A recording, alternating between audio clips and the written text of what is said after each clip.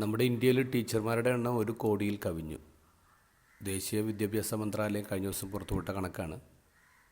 അവർ ഹാപ്പിയാണ്, കാരണം 30 കുട്ടികൾക്ക് ഒരു ടീച്ചർ എന്നുള്ള ദേശീയ വിദ്യാഭ്യാസ നയത്തിലേക്ക് അവരെത്തിക്കൊണ്ടിരിക്കുകയാണ്.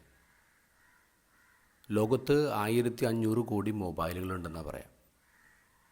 ലോകത്ത് ആകെയുള്ള ആൾക്കാരുടെ ഇരട്ടി നമ്പറിനേക്കാൾ കൂടുതൽ എന്ന് പറഞ്ഞാൽ ഒരാൾക്ക് 2 മൊബൈൽ വെച്ചുണ്ട്.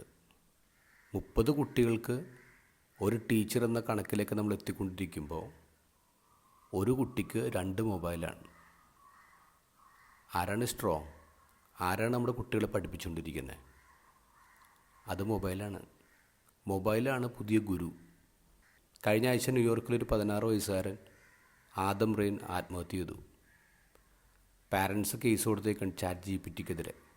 കാരണം ഇവന് ഡിപ്രഷൻ വന്നപ്പോൾ ഇവൻ കൺസൾട്ട് ചെയ്തത് ChatGPT ആയിട്ടാണ്. അപ്പം ChatGPT അവൻ്റെ സൂയിസൈഡിനെ കുറച്ചും കൂടി എളുപ്പമുള്ളതാക്കി മാറ്റി. ഇപ്പം കേസ് കിടക്കുകയാണ്. ആരാണ് നമ്മുടെ കുട്ടികളെ പഠിപ്പിക്കുന്നത്?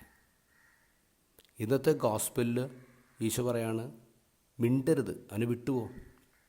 ബാധയാണിത്. ബാധയോടെ പറയുന്നത് മിണ്ടരുത്, അവന് വിട്ടുപോ. നമ്മുടെ കുട്ടികളിലേക്ക് ഇന്ന് ഈ ടെക്നോളജിയുടെ ഈ മൊബൈലിൻ്റെ ബാധ അങ്ങനെ കയറിയിരിക്കുകയാണ്. ശക്തമായിട്ട് നമ്മൾ പറയണം, മിണ്ടരുത്, മിണ്ടിക്കരുത്.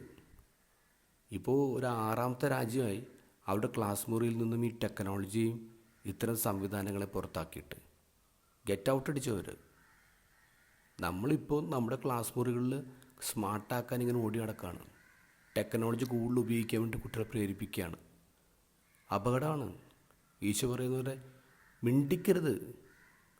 നമ്മുടെ കുട്ടികളുടെ ലൈഫിൽ നിന്ന് അവരെ ഇറക്കി വിടണം. Get out.